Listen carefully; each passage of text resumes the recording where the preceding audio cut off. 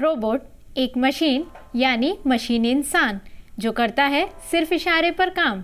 Software का कमाल कहें या प्रोग्रामिंग का, लेकिन क्या जज्बात से आ रही रोबोट भी परेशान हो सकता है? क्या रोबोट का दिमाग तनाव का शिकार हो सकता है? किसी इंसान की मानें क्या रोबोट भी खुदकुशी कर सकता है? जी हाँ, ये कदरे चौंकाने वाला मामला है। ऐसा ही कुछ हुआ है जिसने दुनिया को चौंका दिया है। आदाब, मैं हूं आपके साथ आमना फारूक और आप देख रहे हैं आवाज़ दी वॉइस। हमारी हौसला अफजाई के लिए हमारे चैनल को सब्सक्राइब करना ना भूलें।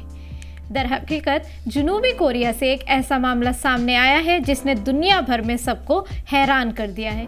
कोई समझ नहीं पा रहा है कि रोबोट खुदकुशी कैसे कर सकता है। जनूबी कोरिया के गोमी सिटी काउंसिल में काम करने वाले एक रोबोट सीढ़ियों से गिरकर नाकारा हो गया।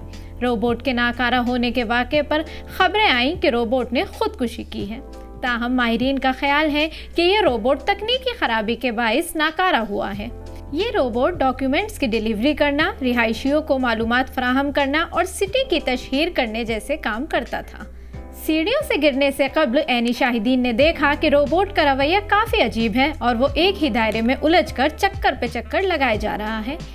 ये वाकया शाम 4 बजे के करीब पेश आया जब रोबोट सुपरवाइजर्स ने रोबोट काउंसिल बिल्डिंग के पहले और दूसरे फ्लोर की सीढ़ियों पर टूटा हुआ देखा। रोबोट की सीढ़ियों से गिरकर हलाक होने के वाकये की तहकीकात की जा रही है।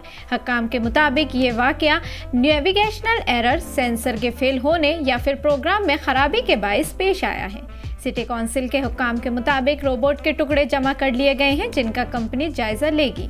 इस रोबोट को बियर रोबोटिक्स नामी एक कंपनी ने बनाया है। ये अपनी तर्ज का पहला रोबोट था जो खुददार तरीके से बिल्डिंग के फ्लोर्स पर लिफ्ट के जरिए आता जाता था। ये रोबोट सुबह 9 बजे से शाम 6 बजे तक काम करता था और इसे इंसानों की ही तरह सिविल सर्विस कार्ड दिया गया था। याद रहे कि दुनिया में सबसे ज़्यादा रोबोट जनूबी कोरिया में पाए जाते हैं। जनूबी कोरिया में 10 मुलाजमीन की जगह एक इंडस्ट्रियल रोबोट काम करता है।